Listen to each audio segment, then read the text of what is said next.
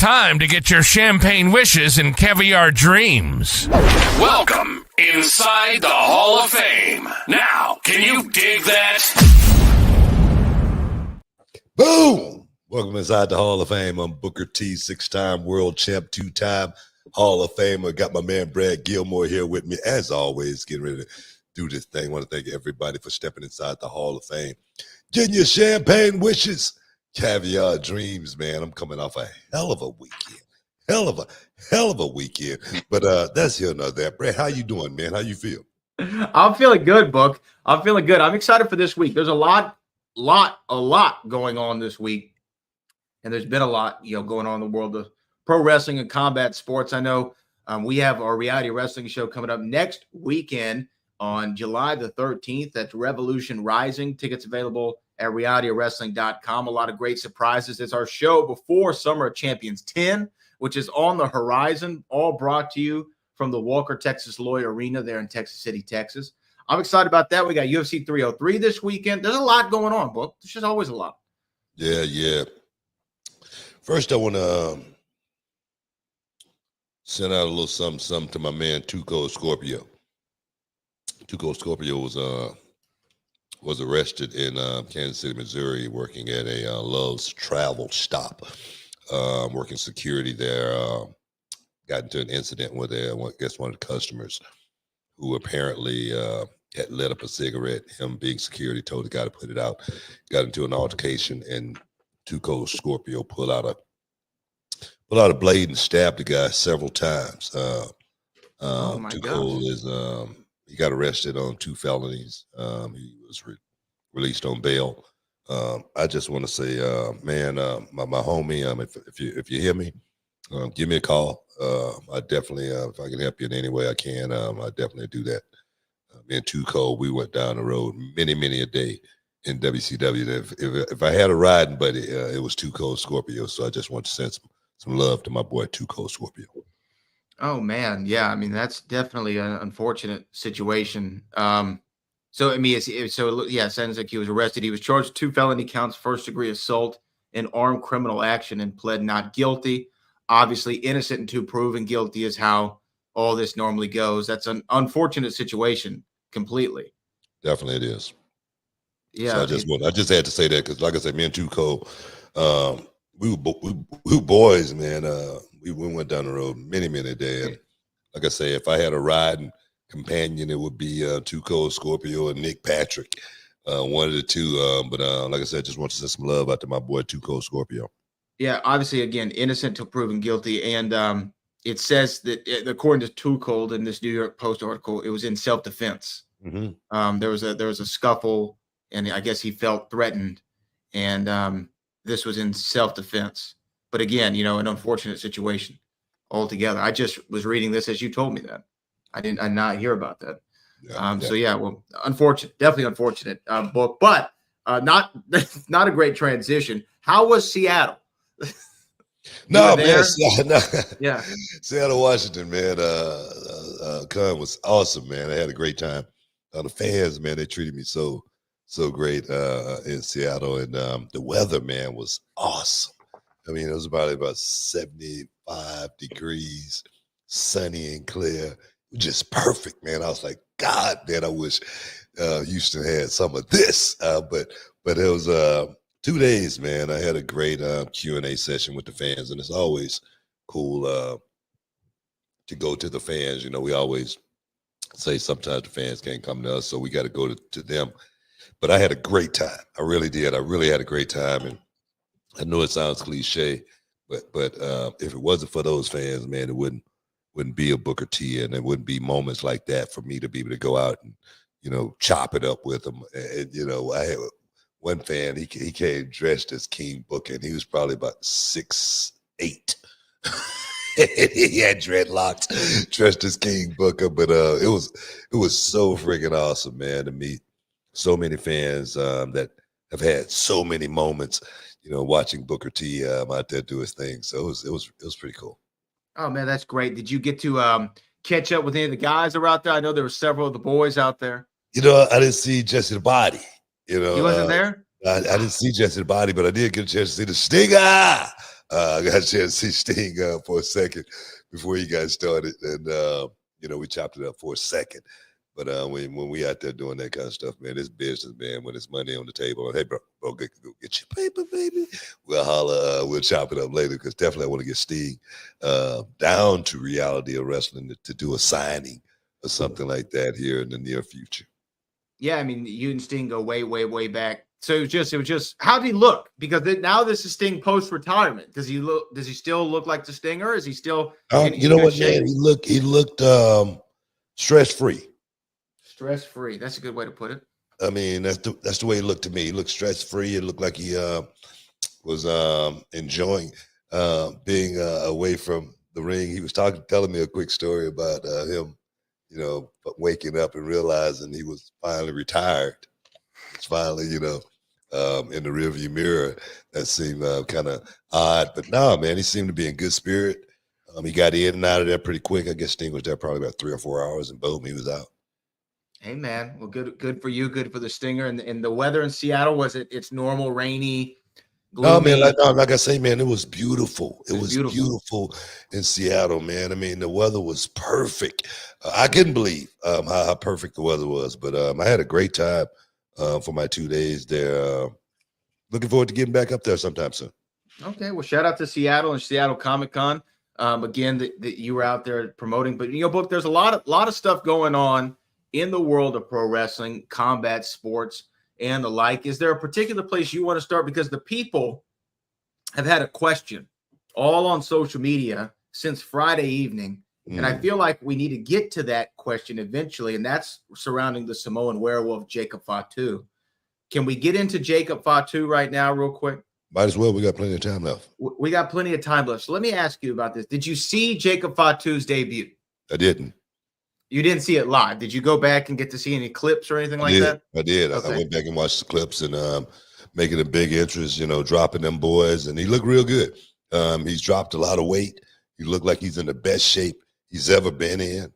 And I'm glad to see Jacob finally make his debut in the WWE on the main roster, which I thought was a great move as well, because this guy that's been out there on that scene grinding for quite some time. The fans have been waiting and anticipating the arrival of Jacob Fatu. And I'm just glad that Jacob stayed the course more than anything. I've been talking to Jacob for quite some time about, man, just stay the course.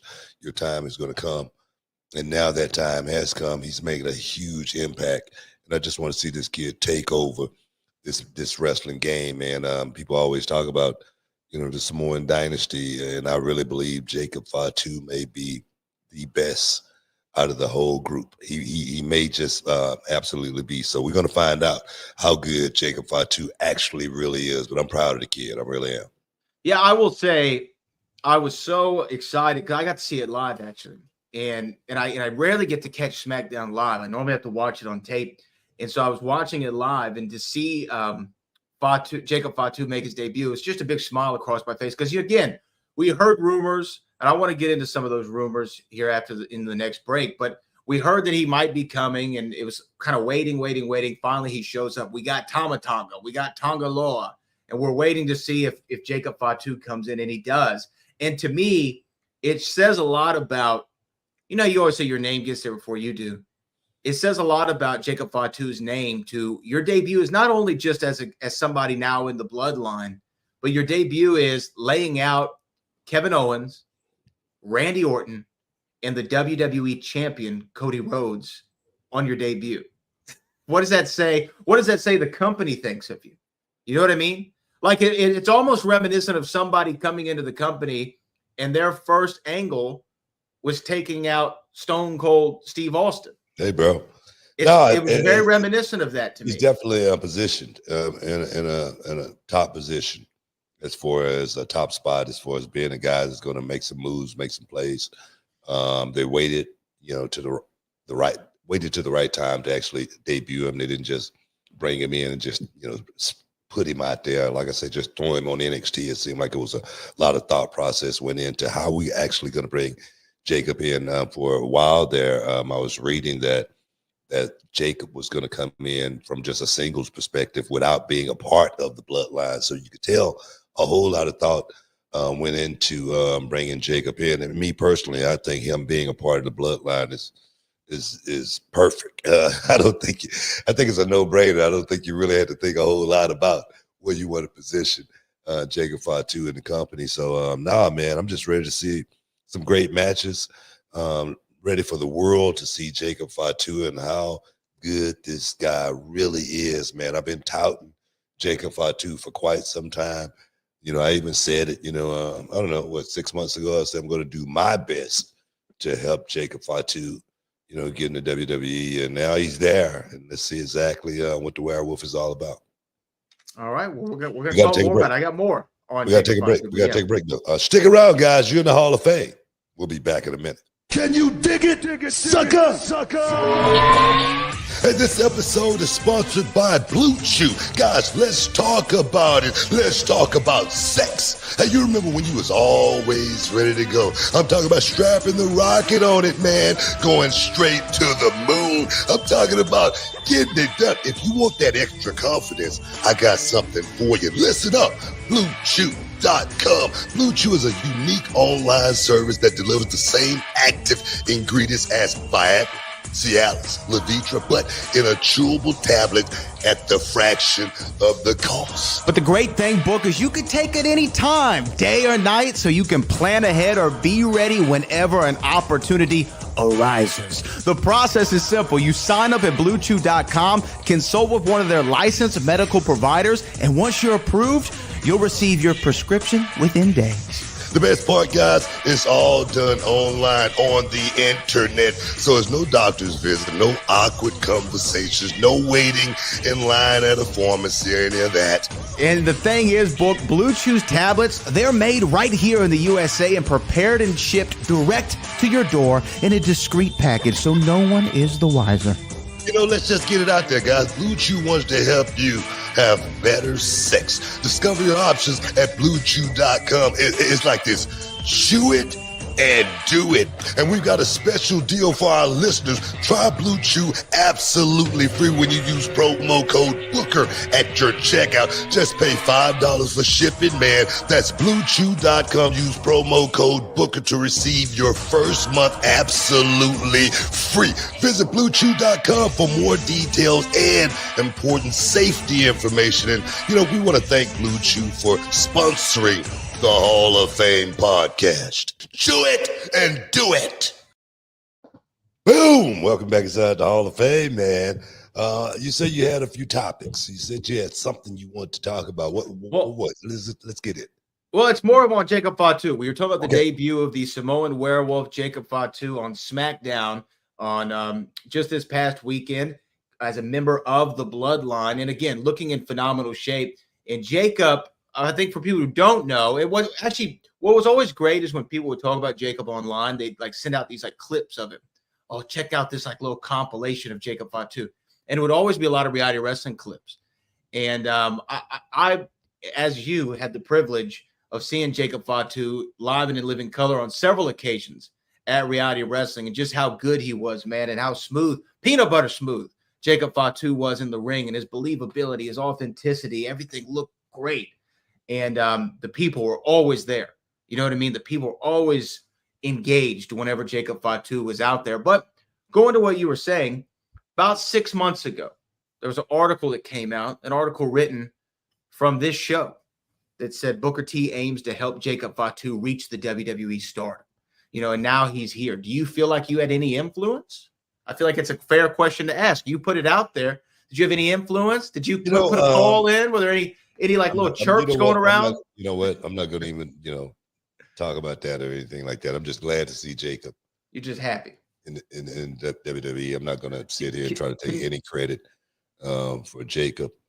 Just like, Roxanne Perez, just like, Athena, none of them, man. I want those guys to be able to, know that they put the work in, and the only reason that they are there is because of all the hard work that they have put in, more than anything. So I'm gonna leave. Can I ask you this?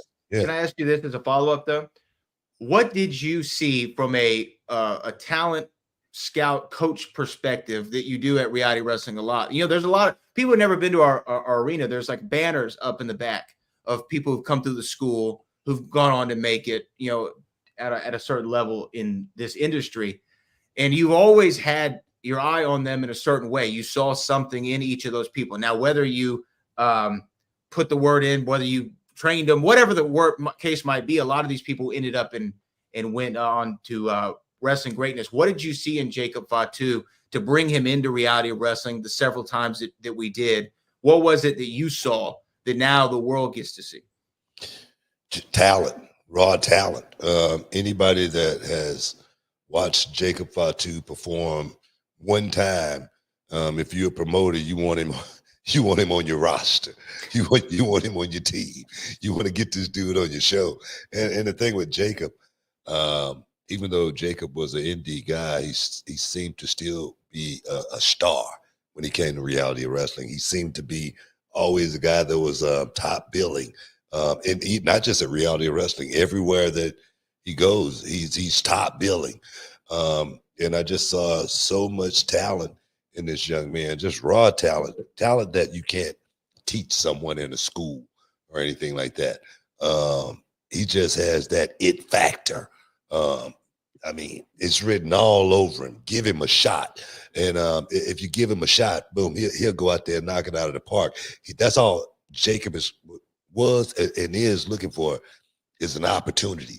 And now he has that opportunity in the WWE, a place that he really truly belongs, to actually go out there and show the world what I've seen for quite some time. I'm talking about more than 5, 6, 7 years now. He should have been there long before now. Truly, he should have been there long before now. But they say God's always on time, even when he's late. Okay, so no, I think he's in the right place at the right time. And what you said is like, you always hear about the Samoan professional wrestlers and how they just take to it naturally. And a lot of them do. And there's a certain uncanny ability many of them have. But Jacob, as you said, he has the potential to be the best. I echo those sentiments completely. If you've never seen this guy wrestle, just see what he did on Friday. And he was impressive there. But when you see him in the ring, you hear him on the microphone, you see him make an entrance. There's all these intangibles about him that just make him stand out to where he's not just somebody you've seen before. You have not seen Jacob Fatu before. You have not seen anybody like this guy. And I'm excited. Yeah. He's 100% believable. And I'm excited as you are that he is now in a main event, top billing feud on the main roster in the WWE, and everybody around the world is going to know Jacob Fatu's name. Here's what the other interesting thing is. They already have a shirt for him on WWEshop.com, right? We're now on the 24th day of the month of June, and it's the 5th highest selling t-shirt of the month, the Jacob Fatu Wolf shirt. Wow. What did it tell you about? Just it tells you the fans have been waiting on this guy for a long time, and they want to support him. He's a good dude. More than anything, outside of the ring, he's a really good dude. He reminds me so much of Umaga. I swear to God, man, he reminds me of Umaga so much because Umaga, he was that, Samoan bulldozer, but he had a heart of gold, man. He really did. He had, at least for me. I don't know about the rest of them suckers out there. He like me. I don't know about y'all. I can't speak for the rest of them suckers out there, but for me, man, he had the biggest heart, man. And Jacob is the same exact way. I see so many similarities in those two. Well, I mean, again, we're going to see where the Samoan dynasty starts to run in the bloodline. Still no Roman Reigns. Roman's still kind of out right now. We don't know when we're going to see, the big dog, as he's called, the head of the table, the tribal chief. We don't know when we're going to see him come back, but I'm sure when he does, there's going to be a lot going on. Now, the other thing I wanted to ask you about SmackDown is, did you happen to see the angle that they did with Drew and CM Punk? Did you get to see any of that? Because I know you were on the road. You were on a flight when SmackDown happened. I was flying. But I will say there's a thing where CM Punk opens the show. We know Drew McIntyre quit on Raw last week. CM Punk opens the show. There's this nice Chicago, boom, boom, boom, big thing. And later on, you hear some kind of skirmish going on. And you know those loading dock doors or what have you that roll up? They roll up and you see CM Punk bloodied and Drew McIntyre standing over him. And, it continues out into the arena. But it was such a angle that felt like the old school in the best way. Because there's some things that they can do the old school that seems like, hey, that should have stayed in, 88. But then there are things that they do that go, man, that is what made wrestling different than everything. And this was an old school angle, very gruesome, which is now 2 shows in a row for WWE on the main roster that have been gruesome with blood and all that kind of stuff, which I'm not a huge fan of, but in the right circumstances, it works. And this was one of them. And now I feel like Drew and Punk might have the hottest story in the company going into SummerSlam in Cleveland if Punk is cleared to do that, which I'm assuming that he's going to be. Okay, I'm looking at it right now. I see in the loading dock area, CM Punk's down and Drew McIntyre standing top. Drew looks great, man. And he looks great. Looked awesome. He looked awesome, and especially with the best shape of his life right now. But that's another story. But now I like everything. I said this just last week when we were talking about Drew McIntyre. I like everything that's going on with Drew McIntyre, and as well as CM Punk storyline.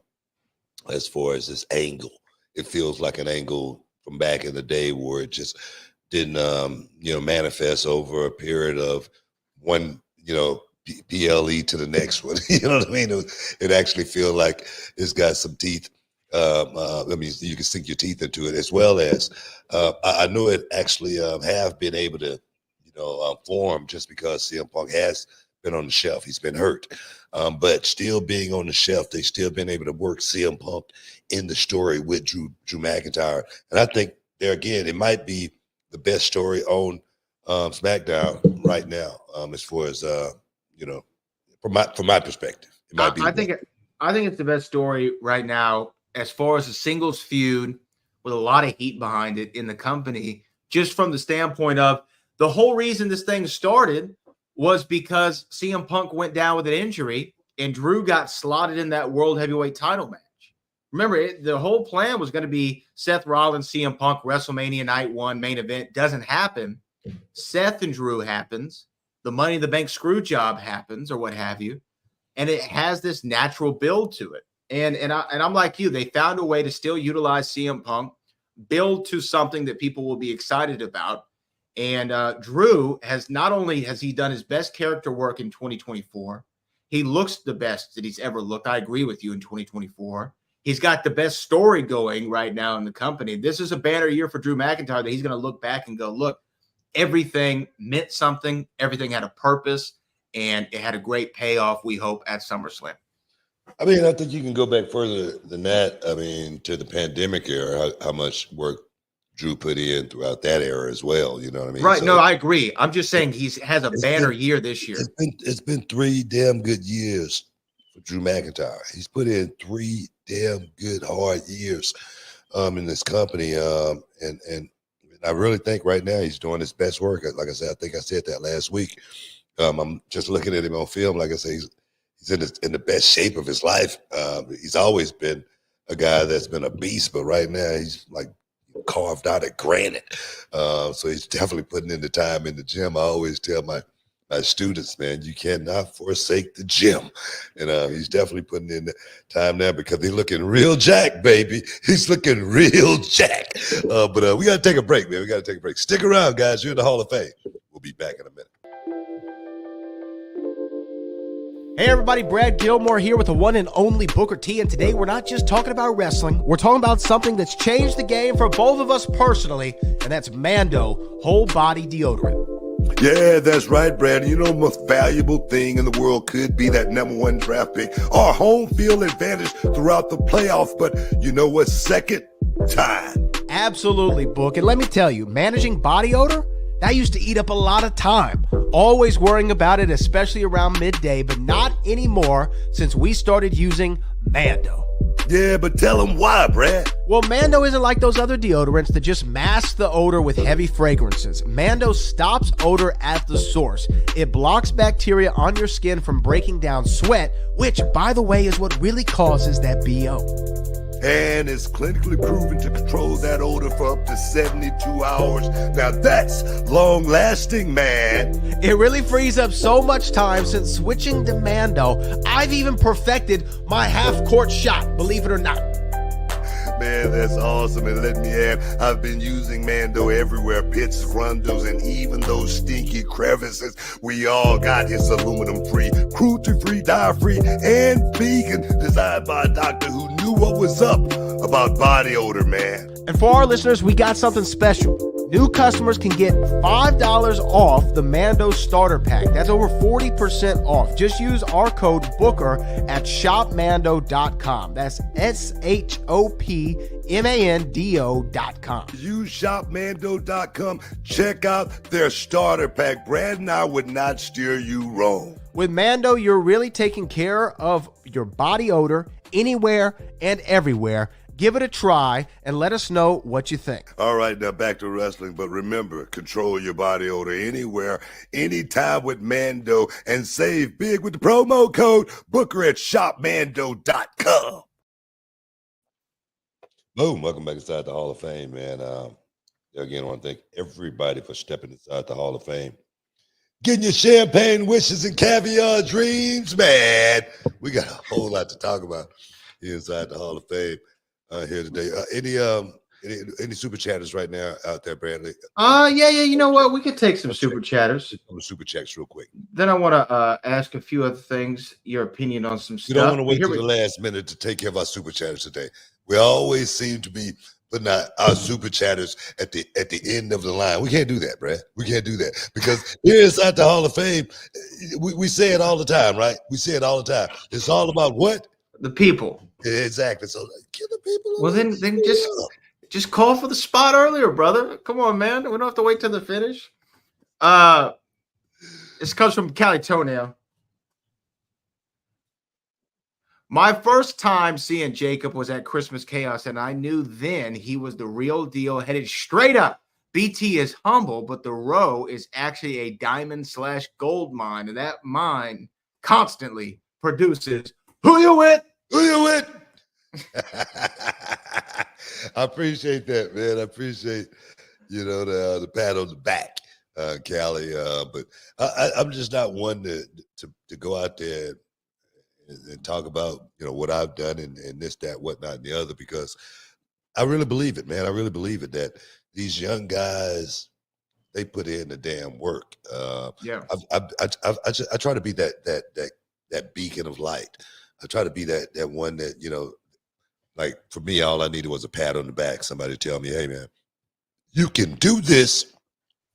I'm all about trying to bring these young guys up more than anything. And Jacob just happened to be one of them. I was just talking about Moose not too long ago. And I said, man, I want to see Moose inside the WWE. I want to see this dude in the ring taking on some of the best guys in the world, because we got a chance to see Moose up close and personal in Reality of Wrestling, right? And when he was at Reality of Wrestling, he wrestled one of the best indie guys that we had to offer at that time, the Mysterious Q. Yeah. And I'm gonna tell you right now, those guys, Q and Moose, went out there and had a hell of a match. Moose showed me he was more than just a big man that night, man. I was so impressed with this dude. So for me, I'm about giving the rub. You know what I'm saying? If I can give somebody the rub and somebody can open their eyes and see, perhaps, hey, man, let's get this guy a shot. That's what it's all about. Another guy, Kenny King, a guy who's an extraordinary talent. He's like the wind. You could feel it, but you can't see it. But you know it's there. That's Kenny King. Get a guy a shot, man. So that's what I'm all about, man. I'm all about trying to get these guys to rub, and hopefully they'll get the rub and go out there and show the world what it's all about, man. Hey, I agree with you. I think Moose is obviously incredible as far as his wrestling, at least from what I was able to see in our cross show with TNA back when they were still Impact Wrestling, which I feel like we should do another one of those. I'm still pushing for that. For what is it? Deep Impact 2. Deep Impact 2. I came up with that name. Yeah. Just want everybody to know that I did. I thought that you didn't need credit for stuff. Didn't you just say that? Didn't you just say that? For that kind of stuff, it's different. You know what I'm saying? It's like the battle. I'll give you a pat on the back. The battle to the bell. I came up with that. That it's like Dusty Rhodes coming up with Starcade. I came up with that. Yeah. Yeah, it's good. It's good. What can I say? Just want you to know that. Just want everybody to know. Music says, I saw Jacob Fatu in person at a row event in February. He's the real deal. The hype is real. It was worth the 3-hour drive from Dallas to Houston. Well, in music, not only was it worth the 3-hour drive, it's just worth it to get out of Dallas. But I understand what you're saying. You ain't jiving, man. Especially if you're at Oak Cliff. I'm just playing. Shout out to our Oak Cliff all listeners. My people down there at Oak Cliff. I used to hang out in Oak Cliff for many a day. He never had a good time. No, man, they got this little chicken shack down there. What's the name of it? Reed's Chicken or something like that, man. It's awesome. Okay. I thought you meant something else like Chicken Shack. This catfish cabin. This catfish cabin down there was off the chain, bro. Oh yeah, you get you some hot sauce. You stay in there all damn day. Wait a minute. The Chicken Shack and the Catfish Cabin. Yeah. You sure this went on some country road somewhere in like Kentucky? It was not Reed's Chicken. It was Williams Chicken. Now I just call it a chicken shack. You know what I mean? But it was a chicken. It was like Church's Chicken or something like that. Now, mean, crispy chicken, man. Oh well, next time you're in Oak Cliff, check out the Chicken Shack or the Catfish Cabin. It's over there by the. It's Williams Chicken, man. Williams. It's over there by the Hot Dog Hut and the Pizza Palace. Anyway, I don't know where Williams got that recipe from, but it's me. I ain't lying. So shout out to all our Dallas listeners. But yeah, we also appreciate that. Of course, Jacob Fatu, he's the man. He's the real deal. Realer than real deal Holyfield. Is what they say. In music, we do appreciate you making that trip from Dallas. We really do, to come to Reality Wrestling and be a part of, what we got going on. Reality Wrestling is growing at a enormous rate. Our LED sign is going up Wednesday, y'all. It's going up Wednesday. So walk at Texas Lawyer Arena, you're gonna be able to see it from the moon. You feel me? So guys, money moves at Reality Wrestling. Money. There's also an announcement. It should be going out here shortly. The hell with waiting on that announcement, man. We're going to tell the people right now what the announcement is. The announcement is Reality of Wrestling. Just like my man right here, just like Paul Bosch back in the day, Houston Wrestling on Saturday night at 10 p.m., just like Paul Bosch, Reality of Wrestling is going down Saturday nights at 10 p.m. right here on Channel 39. Oh, yeah, man. Don't miss out. Don't get shot. Hey, man, you ain't even got a DVR it now. All you got to do is just, boom, click on the Channel 39, kick back, relax, and watch you some Reality Wrestling every Saturday night. We try to get it like it was back in the day, too. Every Sunday morning, 10 a.m., boom, you get a chance to see it all over again, just to replay. So hopefully we can make that happen down the road. But we want to thank everybody over at the CW Network for making this happen, man. We really, really, truly appreciate this. We love you guys. Yes. Yeah. Shout out to everybody over there at CW39 for making it happen. Of course, I'm excited that Reality Wrestling continues to be a beacon of local sports programming here in the city and then also all over the world. Hundreds of millions of views on YouTube, 772,000 subscribers. I mean, it's awesome. But yeah, look out for the press release. You'll have more information on when Reality Wrestling's coming to your television screens at 10 p.m. on the CW. We do have another super chat here. Oops. Humble_85 wants to know, how do you feel about MVP's recent comments? Did you see? I think I know what they're talking about. Did you see all the back and forth with him about the Hurt Business? Yeah, man. I really don't want to speak on MVP's comments. He pretty much made his feelings known. Yeah. And I'm sure people that need to know are aware about his feelings. But I was always a huge fan of the Hurt Business. I've said that here many times inside the Hall of Fame. I said how instrumental of a role that MVP played as far as really, really almost being that legitimizer for the Hurt Business, such as Sherry Martell was for us back in the day. So no, hopefully they can work that situation out, and I don't know. I just think stuff like that need to be handled behind closed doors. Yeah, and I think you've been consistent on that, no matter who it was saying it. No matter who say stuff like you that. always say that. I've said that many, many times about certain things as far as business go. Business is not something that we handle over the internet. It's just not. You know what I mean? Business is something that we handle behind closed doors from a business perspective. That's just me. And I just hopefully that's where they end up at the end of the day. Yeah, I agree with you. I think the Hurt Business was a great faction. You elevated everybody in that thing. And I do think I am probably a part of the contingent that thought it stopped too soon.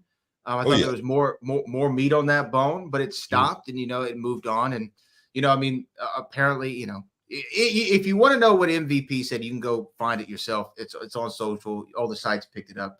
But I'm like you. It's like I like to handle everything behind closed doors or a phone call. But, everyone has their way to do things. And MV thought that was the right way to air out what he wanted to say. And what? More power to him. That's his decision. But we got to take a break. Stick around, man. We'll be back in a minute.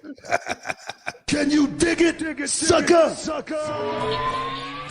All right, everyone, it's Booker T and Brad Gilmore here, and we've got something exciting for all you sports, comedy, music, and theater fans out there. We're talking about Game Time, the fastest, easiest way to get your hands on tickets to your favorite events. That's right, Book. We love all those spontaneous, unforgettable moments, and Game Time is here to make them happen. Whether it's a last-minute decision to see a game or a sudden urge to catch a live show, Game Time has got you covered, giving fans access to tickets even at the last minute in over 60 cities across the United States and Canada.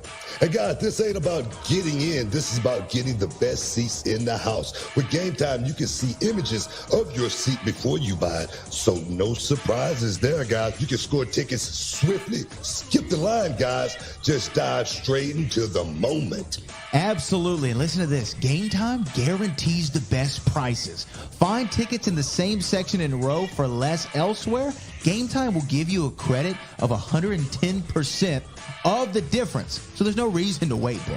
So whether it's the thrill of the game, the laughter of the comedy, the rhythm of the music, or the drama of the theater, guys, don't let the opportunity skip by. Choose Game Time. Grab your tickets and just enjoy the moment. Live should be spontaneous, Book. So guys, don't miss out. Check out Game Time now on their app or at gametime.co. That's gametime.co. Take the guesswork out of buying tickets with Game Time. Just download the Game Time app, create an account, and use the code BOOKER for $20 off your first purchase. Terms apply. Lowest price guaranteed. Oh, yes. Boom. Welcome back inside the Hall of Fame, man. Just take a few super chatters. We got any more super chatters on that topic right there, Brad? Not on the MVP topic, but on Jacob Fatu, of course. Fatu, that's what I meant. I'm sorry. Loso Dolo said, who would you like to see Jacob Fatu wrestle in the WWE?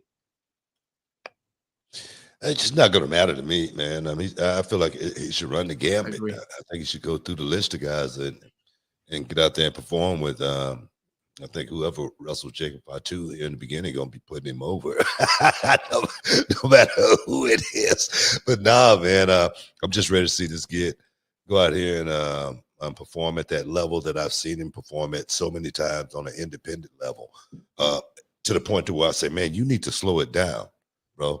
I don't need you getting hurt before you make it to the big time and start making a big check. He was always willing to throw caution to the wind. He was always the guy that I was. You say with one of the boys, she said, "Man, you go as far as you want to go. You know, the promoter, he'll pull you back if he need to." Jacob was always the guy that I was trying to pull back and say, "Man, no, we don't need. You don't got to do that. You got to do that. We got to do that, you know." But he always was willing, just like Umaga, who was willing to show up at Reality of Wrestling and was willing to get fired. And I'm like, "Bro, you don't need to be here." Yeah, man, I'm here. Who am I working? You know, that's the way I see this kid. But nah, man, big ups to Jacob Fatu. He's going to be a hell of a star, big star. He's going to beat everybody. That's what's going to happen. He's going to be the champ this time next year. We're going to be talking about him as the world champ. I would love it. Hey, speaking of WWE, there's a couple other things I want to run by you, but one of them is you've spent what now, Book? I'd say the last, would you say 10 plus years as a member of the broadcast team with the WWE. And you have worked closely with somebody who is now they're in their final week of their WWE run as far as being a member of the broadcast team. That's Kayla Braxton. She announced her departure from the company that's going to, I think, come to a head this Friday from Madison Square Garden. I believe it's this Friday or Saturday. She said in a statement, it's just time for her to move on to the next thing. There were rumors out there that she was going to AEW. She's completely squashed those very quickly. And I think she's pursuing things outside of the realm of professional wrestling. What do you think of Kayla's exit from WWE? And did you enjoy working with Kayla? And kind of what are your feelings on the matter? She's finished.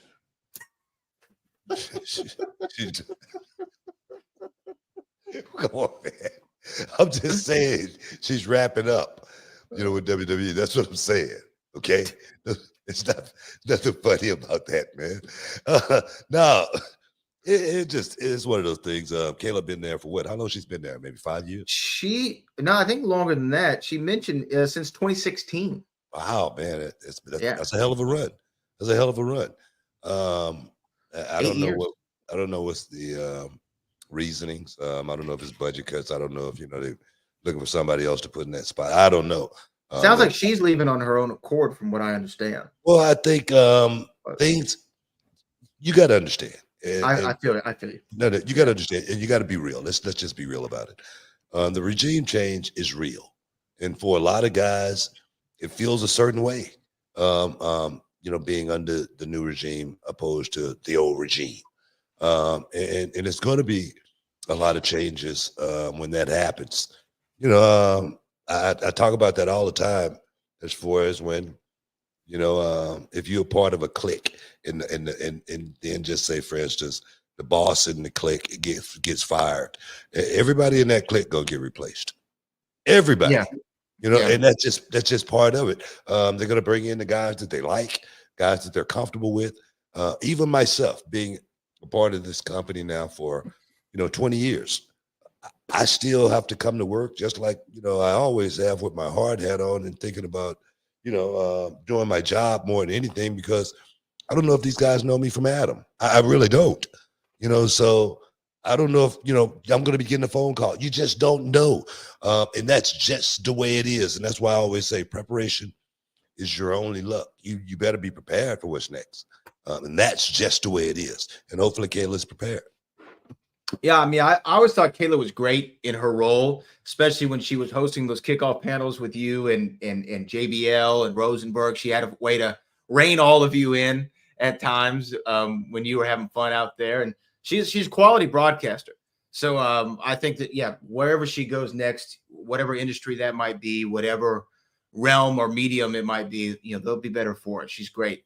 Hey, Book. There's a few other things I think in the world of wrestling that we should definitely touch on, but one of them is, did you see this AEW number, this rating that came in for Dynamite? The lowest in the history of the show came in last week, and it was pretty shocking, honestly, to read. It was 502,000 viewers, 502,000, and it's the lowest, and it's not even close. Right? I mean, it's not like, it was 1,000 under their lowest. It's like 100,000 under their lowest. Mm-hmm. What did you make of that? Well, I just think That show is not doing anything to grow their audience. They really aren't. They're bringing in talent. They're signing a lot of guys, but I really don't think the bulk of the wrestling fans watch wrestling just for the wrestling matches. And I think that company is wrestling heavy all the time. It's about going out and having 5-star matches. And I just don't think the true wrestling fan is sitting around waiting to see a 5-star match, because wrestling is entertainment. Okay, it's always been entertainment. And when you're thinking about a 5-star match, a 5-star fight, or a fight of the night, I'm thinking about PBC. I'm thinking about the UFC. I'm not thinking about the WWE or AEW as far as 5-star matches. Me personally, I don't know if I ever had any 5-star matches. I've had some good ones. I've had a lot of good matches. But as far as 5-star rating, I really don't know what that means. But that company seems to literally cater to that niche of fan, and I really don't think it's that many fans out there really that are that high on staying in tune to trying to keep up with guys going out and having 5-star matches on a weekly. Nobody cares about that. Nobody cares. Honestly, nobody cares. I want to see a great match every time the guys go out and perform. But that's not what the fans really, truly care about. That's just my opinion. I could be wrong. But that's just my opinion on that. Well, again, when I saw the number, I was thrown off, because I figured like AEW, like there was a time, if I'm being honest, where WWE programming was pretty stale. This is maybe 5-6 years ago. I mean, it was just, there wasn't a lot of energy behind the product, but still, even though I thought some of the shows were lackluster, they kept their audience. There'd be dips, but there was like a number that it was like 2 million viewers. This is like pre-pandemic, 2.5 million viewers. It would never go below that for WWE. I'm talking about Raw. And so I thought AEW had like 700,000, maybe 680 was their floor. It wasn't going to go below that. So when I saw the 502,000 number, I thought that there was some sort of mistake, right? Because I was like, wait, the NBA Finals just wrapped up. We're not in football season. It's not baseball playoffs. Hockey's wrapped up. Like, what's going on? And then I saw people on social saying, oh, it was the Kendrick Lamar concert. I'm like, well, it definitely wasn't the Kendrick Lamar concert. I hate to break that bubble for everybody. Streaming concert was great. Concert was great. Yeah, he's awesome. Kendrick Lamar is awesome. He broke it down, man. That's what he got. Yeah, he's great. But I don't think that took 200,000 viewers away from AEW program. Now I could be wrong on that. Look here, man. But hold on. This I want to get this point in. I want to get this point in. Here's the weird thing. So I went and looked at the AEW trend. Like where has their numbers been? Where has it been hovering?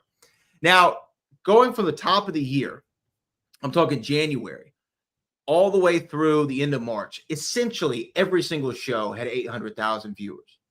Essentially, if you average them out, it's probably a little bit higher than that, maybe like 825. So I'm like, okay, where did it start to turn around? Right.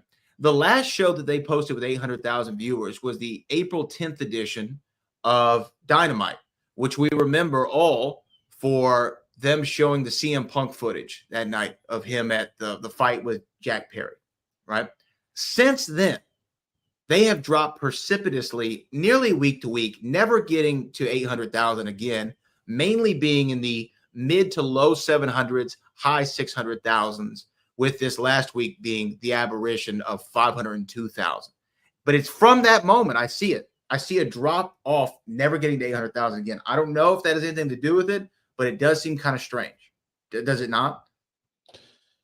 It seems a little strange, but we got to take a break. We'll talk about it on the other side. Stick around. You're in the Hall of Fame. We'll be back in a minute.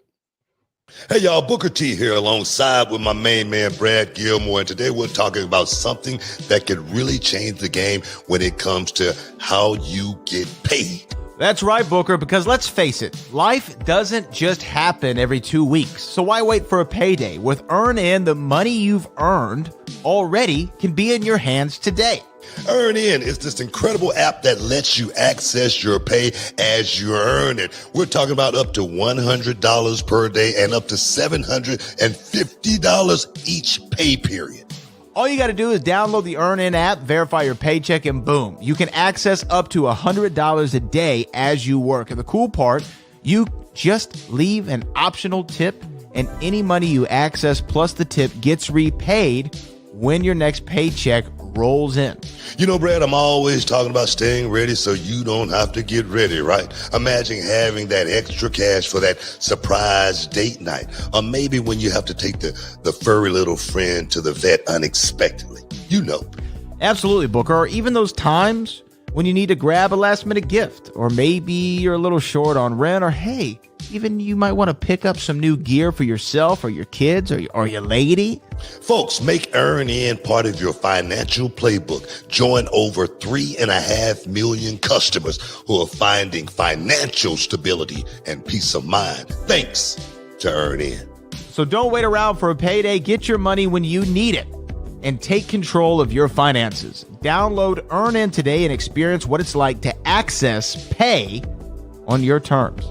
Get started with Earn In now and join the millions who are getting their pay their way. It's time to earn in, not just earn. Check it out, man. Boom. Welcome back inside the Hall of Fame, y'all. We talking about AEW. We're talking about the ratings dip. Is it the CM Punk defect? That's the question right there. It's the CM Punk effect. Did CM Punk's fans see that and say, "Man, I'm not down with this anymore. I'm gonna jump off the ship." Did that happen? Is that the question that you're asking? I mean, essentially, but also you have to think about this: is that moment where they did that also ushered in this new kind of story that AEW has been going with Tony Khan was then involved and had his little plow driver spot that he did. The Young Bucks are more prominently featured as these heel authority figures. And I'm just wondering if this latest number is a clear indication of you are not giving us what we want as pro wrestling fans. Yes, we do want to see great matches. But I'll say this, Book, just to put it out there, like you would say a 5-star match, in your opinion, would be, let's just say, Shawn and Taker from WrestleMania 25, right? Right. Here in Houston. One of the great matches of all time, if not the greatest WrestleMania match ever. Okay. If we saw, think about that. Think about what made that match actually special. Was not only their chemistry, not only their storytelling ability, the promos leading up to the match, getting us bought in, the streak is there, the career is there. There's all these factors. But it was also the first time I can remember guys kicking out of finishes, that many times in a match. And it was Taker and it was Shawn. Now, Undertaker actually just talked about this on his podcast. I believe it was his show, or it might have been on Van Vliet's show. I was listening to an interview that they did, and Taker talked about, hey, maybe that ruined the business, actually, was Shawn and I's match because we're kicking out all these finishes. And to me, I'm seeing a version of the Undertaker-Shawn match 10 times a night on AEW from the perspective of, let's just do a bunch of crazy stuff. Let's kick out of finishes. Let's not sell anything. Let's just keep moving. And to me, there's only so much of that you can do when people also aren't bought into the story that you're presenting. The reason that match was so great at WrestleMania wasn't just because they were kicking out finishes. It was because we bought in to the story that they were telling prior to the belt. No, not just that. Not just that. It was a WrestleMania match. And it was thank you. That was the other point I was going to get to. It built. wait. No, because I lost my train of thought for a second. But yes, it built to a big show where we would expect a match to be all balls out, pulling out all the stops, spectacle. Yeah. No, and that's do that on weekly TV. It's hard. But that's what I always talk about with young guys, like when they come to reality wrestling. I tell them, look, man, I don't need you going out here doing a 10 kick out finish match. I say, I don't need that. You know, I say when you have a WrestleMania match, you'll be at WrestleMania.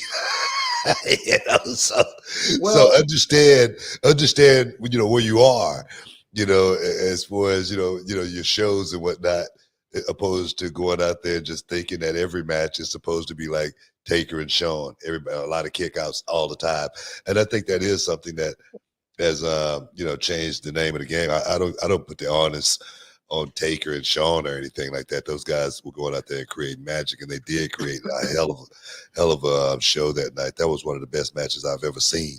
And I said both of those guys, between the both of them, they had 100 years plus, you know, you know, on the docket. So now, man, for me, if young guys knew, just say for instance, where they were on the card and what the pecking order of the card meant, which a lot of young people these days don't know. You learn that when you come to reality wrestling. You know, as far as, look, you don't need to, the first match, I don't need you going outside that square circle. I mean, those four ropes.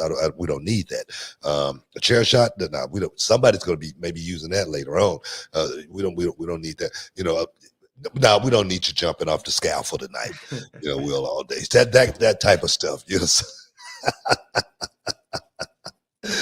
I understand. Trust me, I get it totally. Yeah, and the thing is too, I also, and only because Taker brought it up himself, but just when I'm thinking about that match too, you know what else that brought in? That brought in the I can't believe he kicked out face, right? Because Taker, when Shawn kicked out of the tombstone, you know, he sells it like, you know, this has never happened before. Yeah. You know, on the indies all the time, and sometimes in AEW, where everybody, if they kick out, it's yeah. You know, like I can't believe they just kicked out of a move instead of like, why? Yeah, like that, like they didn't supposed to do that. Like that doesn't supposed to happen in wrestling. You know, so that right there for me is one that I hate. I hate that too. I hate that. You know. And oh my gosh, it's so annoying. To stay away from stuff like that, because one person did it for a certain reason. It doesn't mean it's going to work for you the way it worked for them. And they earn that reason. But to go back to AEW, I do think that that's part of it. And I think that, and this has been said a million times, so I don't want to beat a dead horse, but to me, what's always made wrestling good is, you know, a story that people can buy into. And a story that we were just talking about Drew and CM Punk.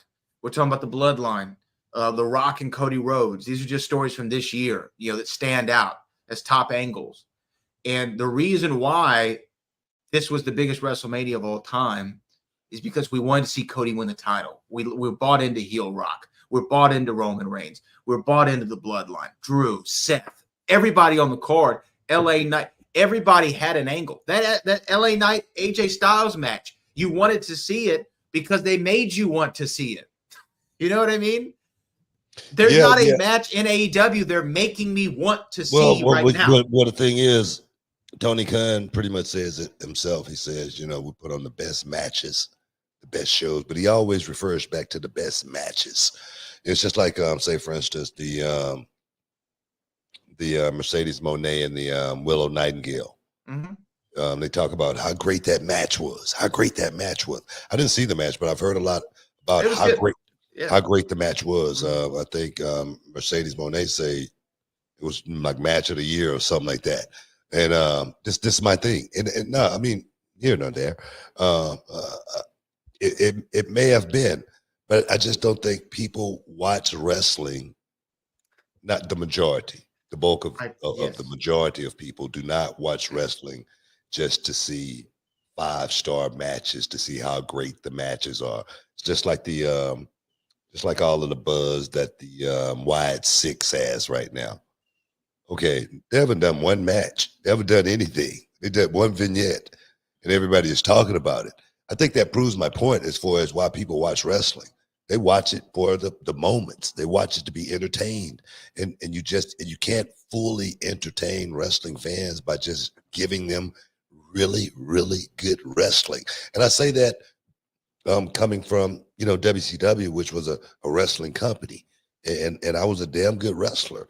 But I don't think I would have ever reached my peak from an entertainment perspective if I wouldn't have went to the WWE. I just don't. I agree. I would have just been a wrestler. I wouldn't have thought about Mike Time or anything like that. I would have just been a guy that went out there and did good matches. And that's the only thing that I thought about when I was in WCW for so many years, was just going out and having good matches. Wrestling fans were fans of Booker T for his work in WCW. Pop culture. Booker T entered the pop culture discussion when you were in WWE. You're known, as far as pop culture goes, for your work in the WWE, where you were made wrestler with wrestling fans in the WCW. If you understand what I'm saying. No, I agree with you 100%. This is exactly what I'm saying. You know, I mean, I was a damn good wrestler in WCW, but I would have never reached my peak as a performer, such as King Booker, in WCW. That just wouldn't have never happened. And a lot of people may not remember a lot of the matches that King Booker had, but they remember King Booker. I mean, I just coming off. That's the point. This con in Seattle, and I swear, man, so many people came up and they wanted the King Booker photo, you know, and they wanted me to put all hail King Booker on it as well. and I'm charging you by the letter, brother. Now, most of them would have a story, and they go, "Man, I swear I hated you when I was a kid, but I hated King Booker."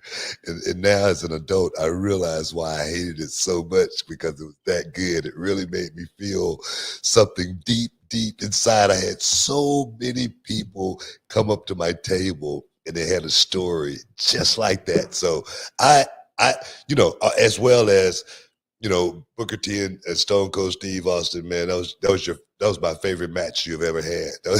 And I'm like, that wasn't a match, you know, but it was a moment. Never thought 20 years later, 20 years plus, that people would still be talking about Booker T and Stone Cold in a grocery store. That's not something that on record should happen. On record, that should not happen. But we went out there and did our work. I knew exactly what my job was. And my job was, this is the payoff. And let's go out here and make it right. And that's exactly what happened that night. Guys, stick around. You're in the Hall of Fame, man. We'll be back in a minute. Hey there, beach babes and beach bros. Are you ready to soak up the summer vibes and strut out with your ultimate beach bod? Well, good news, because our friends over at Manscaped have got you covered from head to toe. Oh, yeah, Brad. We're talking about the Performance Package 5.0 Ultra, the all-in-one grooming kit that's a total game changer for your summer look, man. With Manscaped, you're not just grooming, you're unlocking confidence you need to turn heads this beach season. Oh, yes. That's right, Booker. And we're talking 10 million men worldwide who trust Manscaped. And because you're listening to us, you get a special deal. 20% off plus free shipping with the code BOOKER at manscaped.com. Let's make this summer your smoothest one yet. Man, let me tell you about the Lawnmower 5.0 Ultra. This bad boy got a summer makeover. It's waterproof, perfect for those splashy pool parties and beach hangouts. And don't get me started with the Weed Whacker 2.0 for those pesky nose and ear hairs. Oh, and after you trim, you've got to try the Crop Soother Ball Aftershave Lotion. Say goodbye to chafing and hello to comfort all day long. Plus, the Crop Preserver Anti-Chafing Ball Deodorant, absolute must-have for those hot, sunny days. Hey, and don't forget, every purchase comes with a little extra. Free Boxers 2.0 Midnight Bravo. Talk about comfort and style that fits like a dream. You're gonna love it, I guarantee. So what are you waiting for? Get 20% off plus free shipping with the code BOOKER at manscaped.com. That's 20% off with free shipping at manscaped.com and use the code BOOKER. Yeah, the summer sun is here to stay, so trust Manscaped and keep you looking and feeling cool. Jump on this deal, y'all, and stay groomed this summer with Manscaped. Your beach bod deserves the best. Boom! Welcome back inside the Hall of Fame, man. We just kicking it, doing a little some, talking everything sports and entertainment. I don't know if we got any more super chatters out there, but I don't know if you want to take them right now, but I know you had something else you want to talk about. You want to get it in right now? Yeah, let's do that, and then we'll go to all the super chats because there are a lot of them, and we could probably get through it in this segment. Okay. This week they're going to air the last part of the 4-part documentary on who killed WCW. I think you and I are both anticipating the final finale and see if just like the age-old question of who shot JR, if they're going to not Jim Ross for wrestling fans, it's a show Dallas back in the day, who shot JR, we're going to find out who killed WCW. But did you see that somebody who was talked about a whole lot in these documentaries did make a statement on who killed WCW, and that was the immortal Hulk Hogan. Did you see what Hogan said about who killed WCW?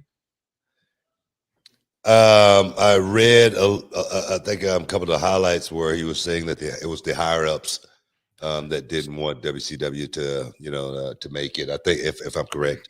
Yeah. So he said in an interview with Sports Illustrated that it was the merger between America Online and Time Warner. It was a factor in the demise. This is exactly what he says. He says, it's not the flashiest story, but I can tell you that what killed WCW. There was no way WCW is going to survive, not under those circumstances. So many people knock Eric Bischoff, but there was an opposition he was dealing with from the higher ups in the company. He wasn't going to win that battle. These executives who had no idea what wrestling was all about, and they had no interest in learning. They just wanted more traditional programming.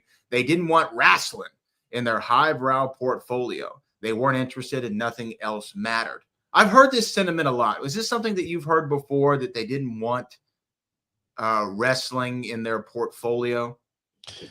I've heard that before as well. But you know what? I was thinking about this, and this is, Time Warner, AOL. Again, they own so many media companies, including Warner Brothers, HBO, all kinds of things going back to the day. And was it that they didn't want wrestling in their portfolio, or was it that WCW at the point of the merger was losing money?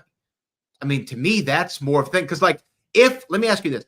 If WCW was still drawing a 5 share on TV, like it was in its heyday, not a 2 share, which it was at the last several months of the company, and was making $200 to $400 million a year and not losing money like it was toward the end of the company, I don't think they would have been like, oh, hey, you see this great product that's making us all this money and getting all this attention? Let's get rid of it because we're too highbrow for it. I don't think that. I mean, they own a company like HBO that at the time was still showing like adult entertainment. I don't think it was too lowbrow for their highbrow executives. That's my opinion. Well, let's look at it like this. Look at it from this perspective. What have they replaced WCW Monday Nitro with that had a higher rating and did better, numbers? What did they replace it with? I wouldn't even know. Exactly my point. Yeah. Exactly my point. So now I don't think if we was making money that they would have been, that trigger happy to get rid of it. That's just my opinion. I could be wrong. I could be 100% wrong. It could have been somebody in the, Time Warner offices, AOL, whatnot, saying, man, this ain't. I'm not feeling it. I don't know. That could be true, but I do know what I saw and how business was being done. And for me, if I was a guy, just say for instance, not managing reality wrestling on a monthly basis, but just overseeing it from afar. And one day I opened the books and I said, man, what the hell is going on? I've been sending all this money down there and we're just losing. I would do something about it. Me personally, I think that's what happened with WCW, because it was a lot of money being mishandled in that company. It was a lot of, and the thing is, anybody can say, well, I mean, I don't know how much was being spent. And that's true. I don't know how much was being spent, but I do know it takes a whole lot of money to put on those kind of shows. I do know it take, a budget to take care of that talent as well. And I know all the damn talent on that roster, even guys that were sitting at home, they were happy as hell. They were all happy. Mm-hmm. Checks never bounced, not once. So I'm just looking at it from that perspective. Yeah. And when you look at it from that perspective, I don't know. I just think that, again, everyone's going to have their spin on who killed WCW or what have you. But to me, I just don't see any corporate company saying, oh, we're still making money. We're still drawing a rating. So let's cancel it. And if so, a publicly traded company, that would be their board would get fired because they're playing with people's money in the stock market. So the shareholders would oust any decision makers who would say, hey, we're going to cost you money because we're going to get rid of this golden goose. Because, because we don't like wrestling. I mean, it would seem that way. I mean, you and I, we wasn't, anywhere near the office, just like Eric Bischoff said. We wasn't near the room. I wasn't in the room. I wasn't in the room. And you know what else, Book? I'm not even tan. So I don't deserve to be in the room. I wasn't even at the show. But no, man. I mean, I think we're gonna find out in the end, I guess, who truly killed WCW. Like you said, we got one more episode that comes out tomorrow. I can't wait to watch it. I wasn't really that intrigued. I wasn't highly anticipating watching the show, but I tell you, once I got off into it, it actually turned me on a little bit. It's actually a pretty good show. Yeah, I know. I'm looking forward to seeing what the end result is, and and exactly who they blame. Who shot JR? Who shot JR? Who did it? You know what I mean? We got to know. We got to know exactly who did it, and we're going to find out. We got to know. We got to know. Yes, I agree with you. And we'll find out again. And if somebody can tell me, if I can find it, I would love to know what show took over the time slot for Nitro on TNT. Yeah. Somebody's got to have it. I'm trying to find out right now. I've been Googling while we've been talking, and I can't find a record. The thing is, whatever they put there, they might have had better advertising dollars just because it was a fan-friendly show. Maybe maybe that's where they made their money. But to me, WCW never went all the way over the top. I mean, there were certain things. No, but wrestling always had a certain connotation. It always had a certain feel to it as far as advertisers, would go. This is a question that just came in for a super chat on this topic. Alex Cosentino wants to know, did WCW mess up by having so many downside guarantees and not incentivized contracts like the WWE? Seems like you wouldn't be as motivated to work. Well, the downside guarantee is an incentivized contract, right? Like, this is the lowest you'll make, but you can make over that, I think. And it's got you've got incentives to work more. I'm not sure, but I think the guarantee. I think he's talking about the guarantee more than anything. Right. I believe that. There was a lot of guys in WCW that was making a lot of money that really wasn't producing dollars for the show. Wasn't producing revenue for the show from a in-ring perspective, from a merchandise perspective. A lot of the guys were just sitting at home. And they were making a lot of money. It seemed like it would have been some kind of clause in your contract. If you didn't work over a certain amount of days, you would only get paid such amount of money. It seemed like something would have been put in there, but I really don't think that was the thought process back then. The thought process back then was, let's get everybody we possibly can. Let's corner the market. Let's put WWF out of business. I think that was the thought process. I could be wrong. I could be wrong, but it felt that way to me. Let me ask you this: I don't know how the WCW contracts were structured. Was it just a flat fee guarantee, like, hey, Mr. X, you're getting paid $500,000 flat a year? A year. That's what you're getting. Okay, so it wasn't like how WWE says, hey, we're going to give you $350 flat, but you could actually earn more based on these certain indicators. Yeah. Got it. Okay, WWE might say we give you $150.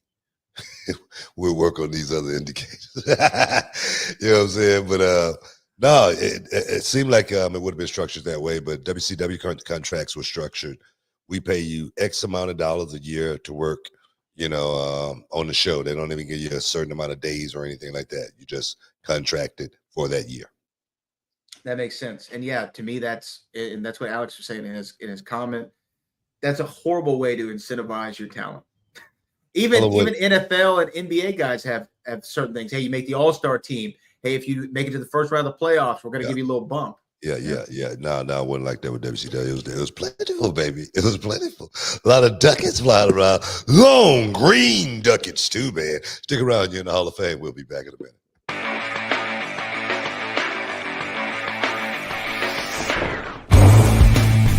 My name is Nathan Wasser, and I'm from Toronto, Ontario, Canada. I came down here to Reality of Wrestling to improve my training and get myself more experience learning from the absolute best. It's intense. It's hard. You got to leave your ego at the door and come in with an open mind. The way they do stuff here is the next level. But if you do that, you'll end up bettering yourself in the end, and you'll improve, and you'll be able to work anywhere. Nathan, he's an unbelievably awesome student. I'll tell you why, right? For a few reasons. Number one, the man packed up all the way from the Great White North to move down here to the U.S. to train because he wanted to learn from one of the best. But what's even more impressive, on top of the fact that he takes care of his body, he works hard, is the fact that he was trained by a very reputable trainer and yet still comes down here humble, hungry, ready to work and ready to learn, and not coming in here acting like he knows everything or that he's too rigid in his ways. Booker's knowledge will help you get to whatever goals you want to do if you want to be a big star in this industry. My end goal is to be in WWE. Coming down here to Reality of Wrestling, I feel is the best opportunity for me to get there, so I'm going to do whatever it takes. I can promise you, when you come to Reality of Wrestling, it will change your life. You will not regret it.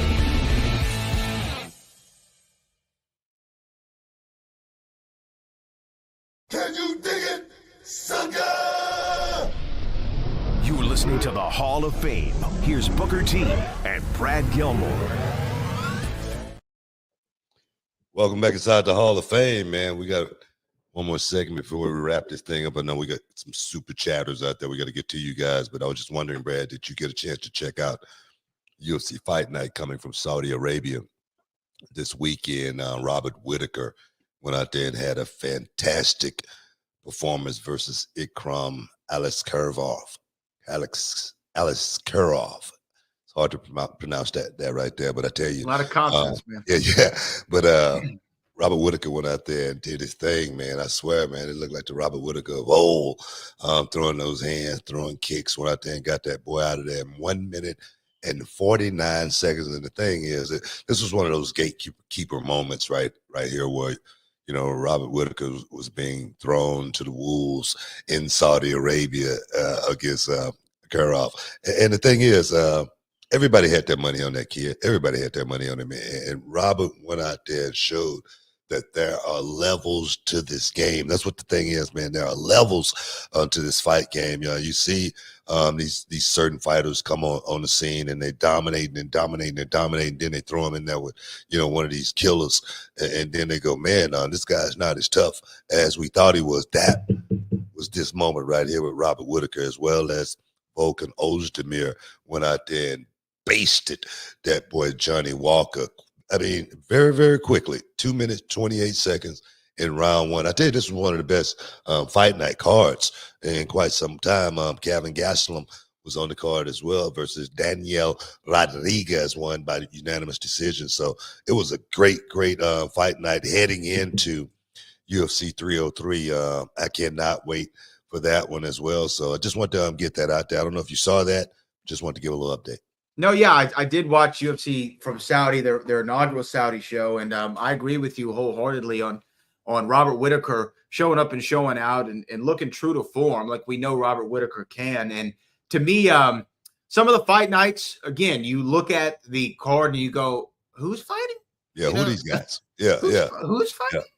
But this was not one of them. And again, Saudi Arabia, who would have predicted this a few years ago, is really become one of the fight capitals of the world. Fight hub. It's a fight hub. It absolutely is, because because they're willing to pay for fights and they don't care if they make any money.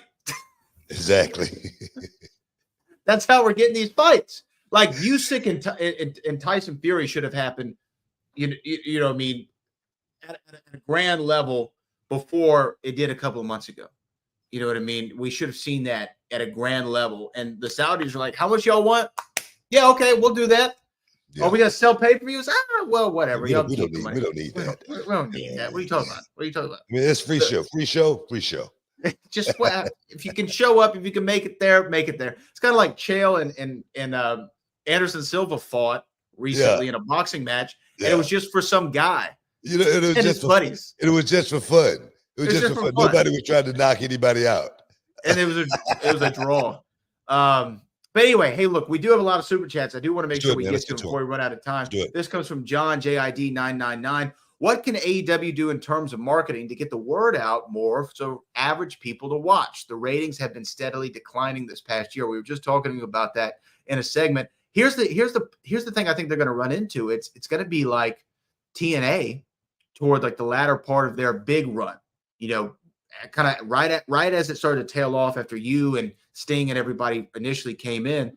It's going to get to the point to where you see some of these guys out that you know from maybe their WWE years and go, like, say they run into him in the airport, be like, hey guys, when are you coming back to wrestling?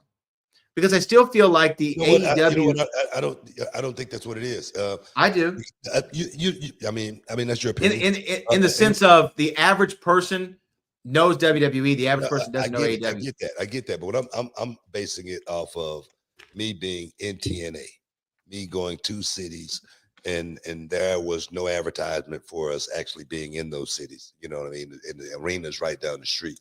I see so much advertisement for AEW on so many different networks. So I mean, just say for instance, you pull your phone up and it might pop up on your one, just an app might just pop in. I mean, it might just pop up in one of the apps, whatever. And the thing is, no matter where I'm at, I see AEW advertisement. That's not their problem.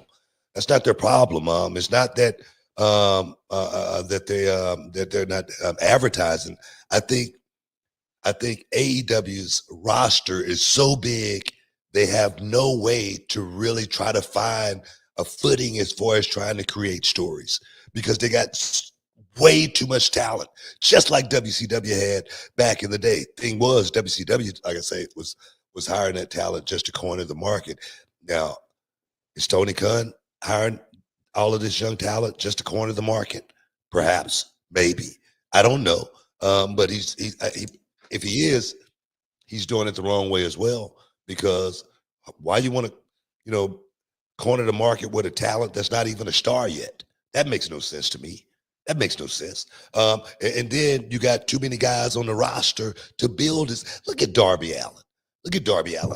I mean, over the last 5 years that this company been in existence, Darby Allin, I mean, he's had a great run with Sting. I mean, I don't take that away from him or anything like that. But I think Sting got more of the rub than Darby Allin did. In some ways, yeah. I mean, I could be wrong. There, but I feel that way. I don't feel like Darby Allin has been built to the star that he could have been 5 years later.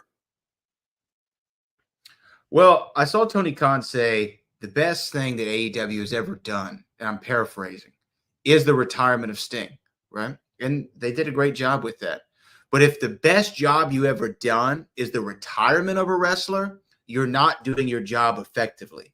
Because the best job you should have done is establishing new stars. My point, exactly. Next super chat. Let's move on. Yeah. This comes from Cali Toenail. Happy birthday to my mom and my tag team partner, my brother today. Shout out to Billy D. Williams for the B-Day dinner love. Mom's still on the moon. Well, shout out to you, Callie, your mom, and your brother. Happy birthday. Happy birthday. The Eddie E. Kane Main says the grocery store brawl with Stone Cold was a 5-star match, King Booker. That could perhaps be true. But the thing is, too, is like, to me, the reason that stands out was not only because it was unique, we didn't see it before, and y'all did it effectively, but it was a moment that everybody remembers talking about.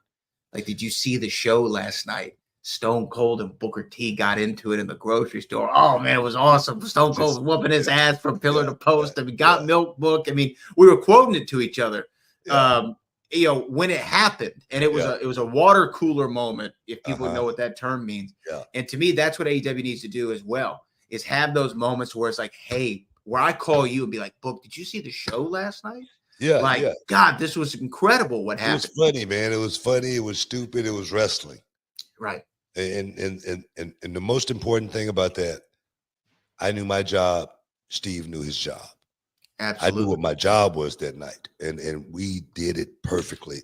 I talked about it. I never watched that up until 2 months ago, and when I watched it, I cried the whole time, and I realized why people love it so much.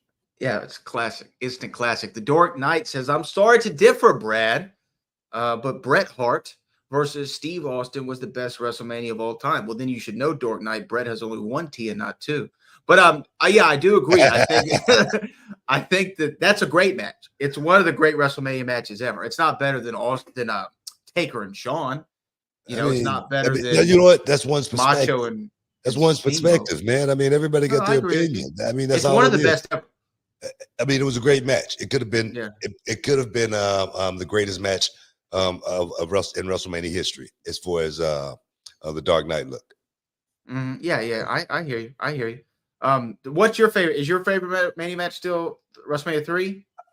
Yeah, Steamboat Savage, man. Steamboat Savage Definitely was mine. Those guys went out and performed it. But that's old school. That's old school wrestling, and nobody did it better than those two guys, Steamboat Savage.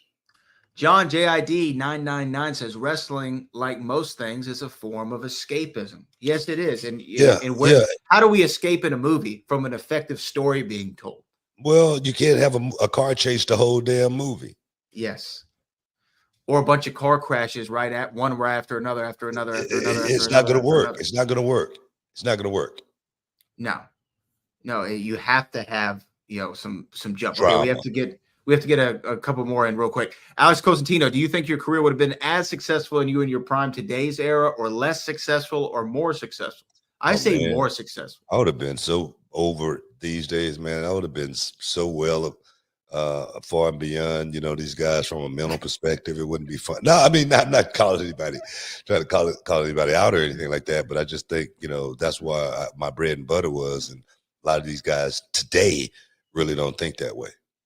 And then our final super chat of the day, and I agree with you, by the way, you would have been bigger in this era. B says, I still remember when Book and Cena squared up during a promo. Hey, man, I had some good work with Cena, man. The Best of 5 series was some damn good work with me and John Cena. I was schooling that boy. I mean, he was literally sitting under the learning tree and just soaking up that knowledge. And nobody did that better than John Cena. I had one of my best feuds with John Cena, one of the best that ever did it. He really is truly one of the best that ever did it. I give that guy big props. We got to get up out of here. I want to thank everybody for stepping inside the Hall of Fame today, getting your champagne wishes. Caviar dreams, man. We got some big news coming around the end of this week, guys. You don't want to miss out. You don't want to get shut up. Make sure you be tuned into the Twitter account and all that there. Bradley, for all the heavy lifting, man. I appreciate you. But right now, like I always say, peace. We love you, and we out.